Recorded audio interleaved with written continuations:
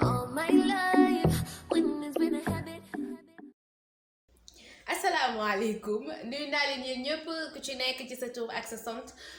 ñii seetaan vidéo bi te abonné guñu je vous dis de vous abonner et maa ngi leen di naan bienvenue sur la chaîne Golden Face. Je m'appelle Astou et pour les anciennes et les anciennes abonnés maa ngi leen di wax vraiment dal leen ak jàmm manati la encore maa ñëwati fii pour présenter leen make-up bi. Je vous demande de suivre la suite parce que du yàgg dara. Make-up bi yàggul non seulement make-up bi yàggul mais aussi c'est très joli bon je pense maa ngi xaar tamit seen commentaire yi ngeen wax ma loo leen ci xalaat donc sans plus tarder mën nañ dem ok. Donc, je commence avec mon fond de teint Fresh Nude. Fresh Nude numéro 080. Moom l'a commencé. Déjà que c'est un fond de teint très couvrant. Amul rendu bu mat nag certes, parce que c'est un fond de teint hydratant, mais ça couvre à merveille. Moo tax je l'adore. Ma jël ko maasale ko sama kanam gi ak sama baat bi. Ensuite, ma doog a jël sama fond de teint bu clair. Comme que dafa clair nag pour éclairer sama par yenn partie kanam moo tax ma jël ko mais dama koy corriger en quoi faisant estomper ko bu baax ak samay comment ça s'appelle encore sama beauty blender côté yi sama beauty blender laa jël xaw ko tooyal tuuti du tooy nag mais dafay humide kese genre dafay humide voilà moom ngay jël estomper ko bu baax et comme que fond de teint bi dafa clair dafa weex par rapport ak sama teint donc va falloir gis nga nii dama jël sama temps estomper ko bu baax pour bu mu am benn démarcation wala sama kanam gi fii di weex fii di ñuul te doo comprendre moo ngi noonu donc après voilà ma jël sama pro concealer bu ñuul expresso moom laa jël gis ngeen fi ma defoon fond de teint bu weex bi foofu laa ko jaarale waat pour masquer tuuti weexaay bi comme que fond de teint bi dafa weex donc j'ai préféré wàññi weexaay bi et ensuite ci laay doog a jël sama poudre mag c'est poudre bu libre la mooy poudre en poudre du jamais vu moom laa jël def ko voilà partie yi nga xam ne nii ba tey fond de teint bi fa la jaar ba tey pour am éclairage bu ma neex ci sama kanam gi après ma doog a jël sama fond de teint bu ñu pro concealer boobu ngeen doon gis sànq def ko ci yeneen partie yi nga xam ne ni moom laa bëgg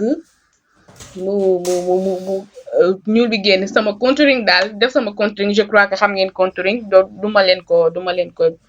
duma leen ko expliquer en fait xam ngeen base yi bopp donc moom laa jël def sama contour ba ma defee fond de teint bi ba pare nag ci laa jël sama poudre bu ñuul Iman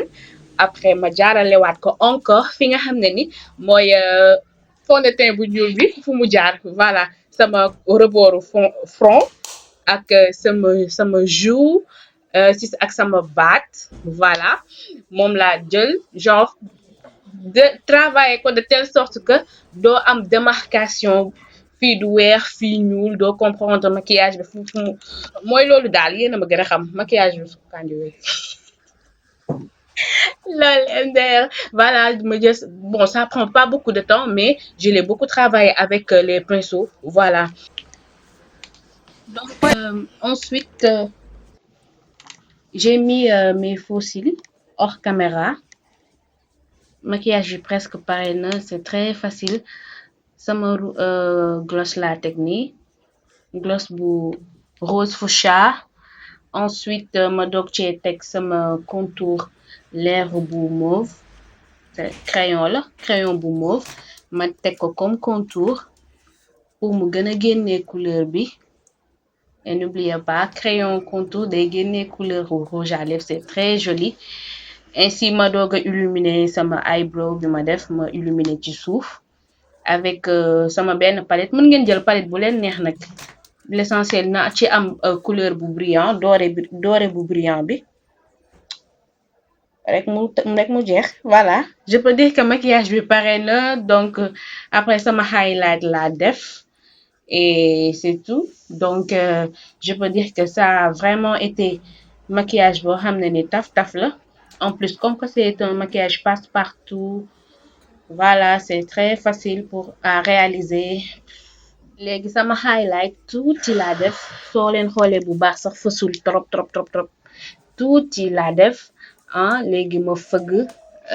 surplus bi déjà que lépp tuuti laa ci def donc y a pas eu de surplus wala excédent bu ngay génne donc je peux dire que maquillage bi pare na dama bi ma paree ci maquillage bi laa teg perruque bi pompe ko ak sama olive oil voilà defee ko noonu rek xam nga rek brushing et tout voilà maquillage bi pare na coiffure bi pare na aussi moo ngi noonu te bi ma génnee les gens ont vraiment apprécié moo tax ma ne xaaral ma teg ko fi rek yéen tamit ngeen mun cee inspiré wu.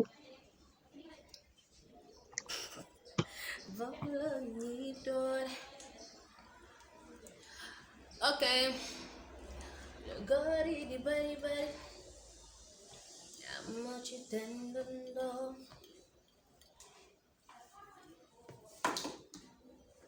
waaw kon make-up baa ngi nii maquillage baa ngi nii comme ni ma leen ko doon waxee très simple très soft te mun na dem fu nekk tamit yéenay xool rek fu mu leen neexee rek ngeen jëmale ko foofu